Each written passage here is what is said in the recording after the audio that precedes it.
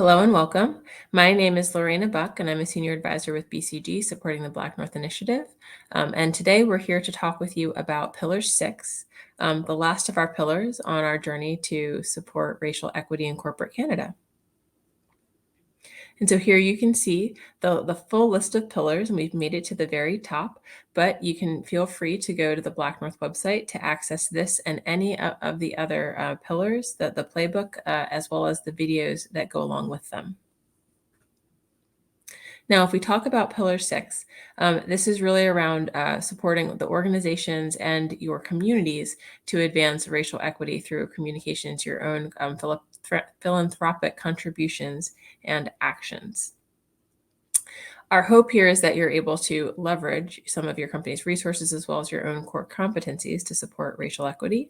And we expect that this will have a very positive outcome on employee engagement and talent retention, as well as of having a positive company image within the communities that you serve and the customers that you serve.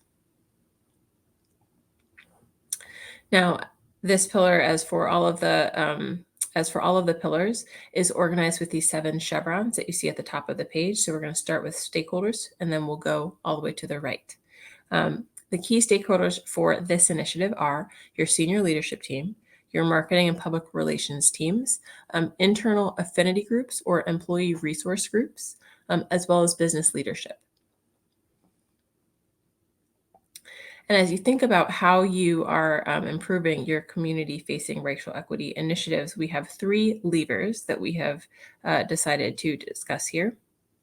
The first one is allocating resources to causes that promote racial equity. This tends to be philanthropic types of contributions.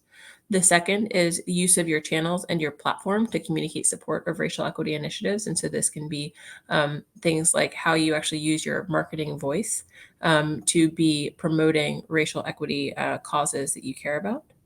And then third is leveraging your core competencies to promote racial equity. And so this can often be ways in which you think about in-kind contributions of your products and services to communities that can support racial equity. Now, the first step in this process is to baseline where your organization stands today so that you can properly set the aspiration that you want to have.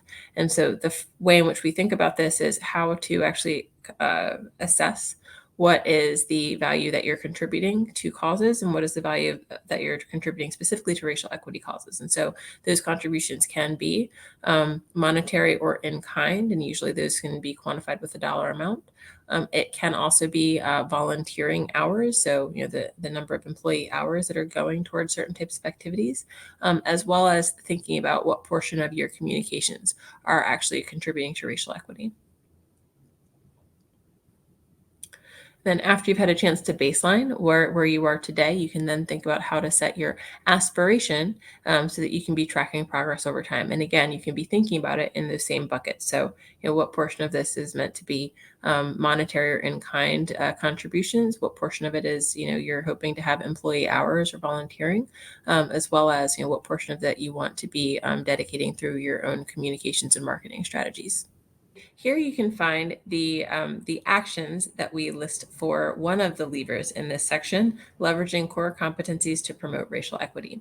So you'll find with every one of the actions pages in this playbook, this organizational structure of these 3 columns, actions that are affiliated with people, with process and policy, and with technology and data, as well as this grading of their resource intensity, whether people or capital.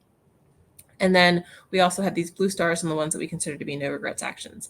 I'd like to highlight a couple of the actions on this page that I find the most impactful. The first one being the first one under people, contributing company expertise or resources pro bono to racial equity organizations. And so here you can think about, if you are, let's say, a law firm or any other type of firm, the types of services that you could provide them pro bono to organizations who need them or individuals who need those services as one way to promote racial equity. On the technology and data side, The example that we have here is actually making sure that you are tracking data on the number of people reached to assess impact and continually revise your approach. And why this is really important is that you may be putting a significant amount of resources in the community to have a certain impact. You want to make sure that you're actually measuring that impact to understand if you are indeed having the impact that you want, or if there are changes that you need to make in terms of how you are accessing that population to ensure that you are actually seeing the impact that you want to see from your efforts. Now, after you've had a chance to select the actions that you want your organization to start with, we then will include inside of the playbook a section on tracking as well as a section on resources that will help you along your journey to ensure that you are able to track progress and effectively create the change in your organization and in your community. We also include a handful of case studies that help to make some of these actions real and give you examples that other companies have used in their organizations to promote racial equity. So, one case study in particular is Google, where they had decided that there were a couple of different things that they wanted to do to promote racial equity. One was trying to create their own funding for Black ventures and investors to help close the racial equity gap that exists for venture capital and specifically for minority founders in venture capital. More relevant to the broader corporate community, I think, are the bottom two examples on the left hand side of this page, which is that they also dedicated resources toward training Black job seekers and supporting Black developers. And these are things that you can see will be effective in also helping them uh, to diversify their own employee base, as well as just bringing and equipping more diverse individuals into the fields that Google is actively playing in. And so this concludes Pillar 6 and it concludes all of the pillars in our playbook. We hope that you found these videos helpful, and we hope that you're able to leverage the full extent of the playbook in your organization.